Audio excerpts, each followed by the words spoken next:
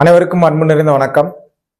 இன்னைக்கு கவி பேரரசு வைரமுத்துவின் கொஞ்சம் தேநீர் நிறைய வானம் அப்படிங்கிற கவிதை தொகுப்புல இருந்து ஒரு மிக முக்கியமான கவிதையை பார்க்க போறோம். இந்த கவிதை வெகு நாட்களாக உங்களுக்கு சொல்லணும்னு நான் வச்சுட்டு இருந்த கவிதை. இன்னைக்கு சொல்ல சரியான காலம்னு நினைக்கிறேன். கடவுளை புரிதல். காலப்பள்ளத்தில் மூடக்குழியில் புராண புழுதி மூடி கிடந்தான் முருகன். தோண்டி துடைத்து விஞ்ஞான தண்ணீரில் கழுவினேன். ஒற்றை துணி சற்றே அசைவுற நெற்றிச் சுடர் பற்றி பரவிட வெற்றி திரு வேலிக்கதிபதி உயிர் கொண்டான். கடவுளா நீ என்றேன், மூத்த குடி காத்த மூதாதை என்றான். குன்றில் ஏன் குடி என்றேன், ஆதி மனிதன் குடில் அதுதானே என்றான். குளிர் மலையில் ஏன் குறையுடை கொண்டாய் என்றேன்.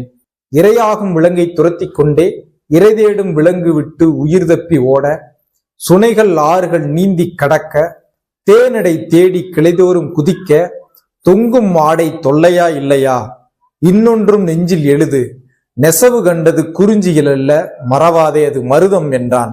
படையலுக்கு ஏன் முருகா தேனும் தினைமாவும், சுடுதல் அவித்தல் சமைத்தல் என்னும் அநாகரியங்கள் அடையும் முன்னே, காயும் கனியும் கிழங்கும் இலையும் தானாய் விளைந்த தானிய மணியும் தேனாய் வழிந்த திரவிய பொருளும் ஊனாயிருந்த உண்மையும் உணர்த்தவே, கொடியில் சேவல் பறக்கும் சேதி என்னவோ, வேட்டை கழிப்பில் மரணம் போல் உறங்கும் எங்களை அதிகாலை எழுப்பும் முதல் பறவை அதுதானே. போகட்டும் வேலோடு நீ அலையும் வினோதம், கல்லாயுதம் தோற்றவிடத்து வேலாயுதம் கண்ட முதல் மனிதன் நான். வேலின் தொழில்கள் விளம்ப கேள், வேட்டை காட்டில் வெற்றி தந்ததும் வேளாண்மைக்கு காவல் தந்ததும், மடவார் தம்மின் மானம் காத்ததும் மாற்றார் வேருண்டி மண்புலம் காத்ததும், முன்னோடிகளை விலங்குண்ணாமல் அன்னால் காத்த ஆயுதமானதும், கைவேல் கைவேல் கைவேல் தானடா, கைவேல் இல்லையே நீ நான் ஏதடா, தாத்தா என்றேன் நான், பேரனை என்றான் முருகன். இருவர் தழுவல் இறுக்கத்தில் நொறுங்கி சிதறி கிடந்தன நூற்றாண்டுகளின் துகள்கள் அப்படின்னு ஒரு கவிதை. முருகனை புரிந்து கொள்ள, முருகனின் வரலாற்றை புரிந்து கொள்ள இது ஒரு மிக முக்கியமான கவிதையாக இருக்கிறது. கடவுள் யார் அப்படிங்கிற வினாவிற்கு திருவள்ளுவர் ஒரு விடையளிக்கிறார். அந்த திருக்குறளை நான் உங்களுக்கு சொல்லணும்னு விருப்பப்படுறேன்.